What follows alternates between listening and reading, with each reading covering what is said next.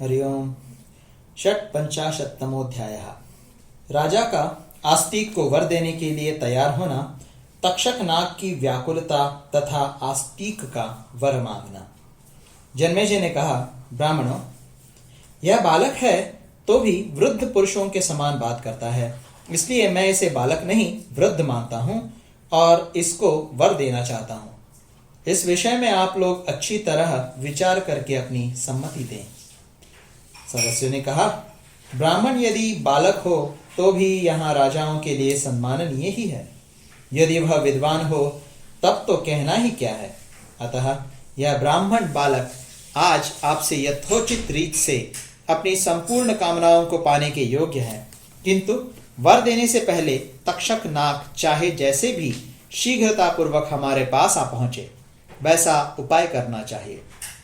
उग्र श्रवाजी कहते हैं, शौनक, तदनंतर वर देने के लिए उद्यत राजा जन्मेजय विप्रवर आस्तिक से यह कहना ही चाहते थे कि तुम मुंह मांगा वर मांग लो।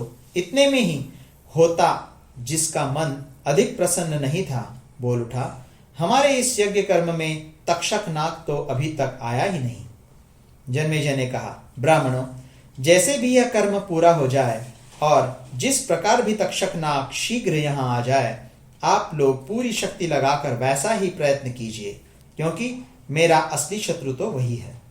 ऋत्विज बोले, राजन, हमारे शास्त्र जैसा कहते हैं तथा अग्निदेव जैसी बात बता रहे हैं, उसके अनुसार तो तक्षक नाग भय से पीड़ित हो इंद्र के भवन में छिपा हुआ है। लाल नेत्रों वाले पुराण वेत्ता महात्मा सूत जी ने पहले ही यह बात सूचित कर दी थी। तब राजा ने सूत जी से इसके विषय में पूछा।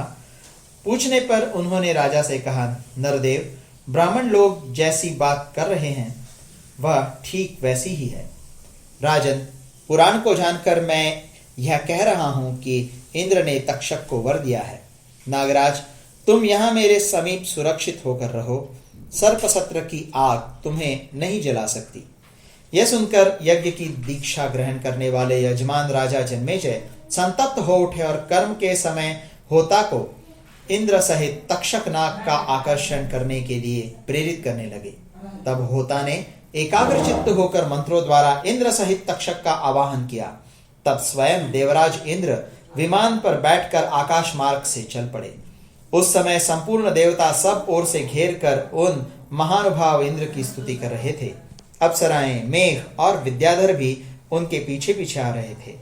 तक्षक नाग उन्हीं के उत्तरीय वस्त्र मतलब दुपट्टे में छिपा था।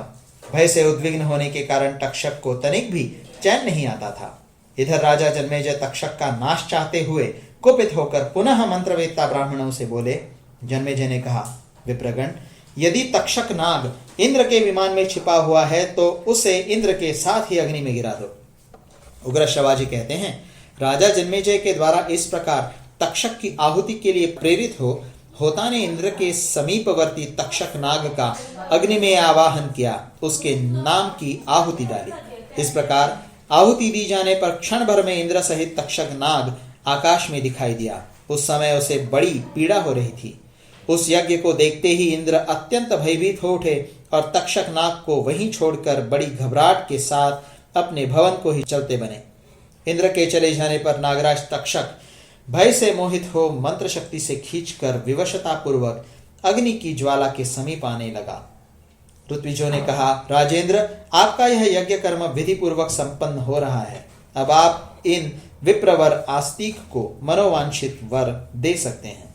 जन्मेजय ने कहा, ब्राह्मण बालक, तुम अप्रमेय हो, तुम्हारी प्रतिभा की कोई सीमा नहीं है। मैं तुम जैसे विद्वान के लिए वर देना चाहता हूँ। तुम्हारे मन में जो अभीष्ट कामना हो उसे बताओ। वह देने योग्य न होगी तो भी तुम्हें अवश्य दे दूंगा। ऋत्विज बोले, राजन, यह तक्षक नाग अब शीघ्र ही तुम्हारे वश में आ रहा है। वह बड़ी भयानक आवाज में चीत्कार कर रहा है। उसकी भारी चिल्लाहट अब सुनाई देने लगी है। निश्चय ही इंद्र ने उस नागराज तक्षक को त्याग दिया है। उसका विशाल शरीर मंत्र द्वारा आकृष्ट होकर स्वर्गलोक से नीचे गिर पड़ा है। वह आकाश में चक्कर काटता अपनी सुध बुध खो चुका है और बड़े वेग से लंबी सांसें छोड़ता हुआ अग्निकुंड के समीप आ रहा है। उग्र श्रवाजी कहते हैं, शौनक, नागराज तक्षक अब कुछ ही क्षणों में आग की ज्वाला में गिरने वाला था। उस समय आस्तिक ने यह सोचकर कि यही वर मांगने का अच्छा अवसर है, राजा को वर देने के लिए प्रेरित किया। आस्तिक ने कहा, राजा जन्मेजय, यदि तुम मुझे वर देना चाहते हो तो सुनो। मैं मांगता हूं कि तुम्हारा यह यज्ञ बंद हो जाए और अब इसमें सर्प न गिरने पावे। ब्राह्मण, आस्तिक के ऐसा कहने पर वे परीक्षित कुमार जन्मेजय खिन्न चित्त होकर बोले, विप्रवर, आप सोना, चांदी, गौ तथा अन्य अभीष्ट वस्तुओं को जिन्हें आप ठीक समझते हो मांग लें। प्रभो, वह मुंह मांगा वर मैं आपको दे सकता हूं, किंतु मेरा यह यज्ञ बंद नहीं होना चाहिए। आस्तिक ने कहा, राजन, मैं तुमसे सोना, चांदी और गौएं नहीं मांगूंगा। मेरी यही इच्छा है कि तुम्हारा यह यज्ञ बंद हो जाए, जिससे मेरी माता के कुल का कल्याण हो। उग्र श्रवाजी कहते हैं, भृगुनंदन शौनक, आस्तिक के ऐसा कहने पर उस समय वक्ताओं में श्रेष्ठ राजा जन्मेजय ने उनसे बार बार अनुरोध किया, विप्र शिरोमणे, आपका कल्याण हो, कोई दूसरा वर मांगिए। किंतु आस्तिक ने दूसरा कोई वर नहीं मांगा।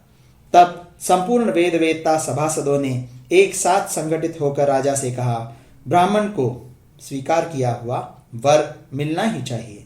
इस प्रकार श्री महाभारत आदि पर्व के अंतर्गत आस्तिक पर्व में आस्तिक को वर प्रदान नामक 56वां अध्याय पूरा हुआ।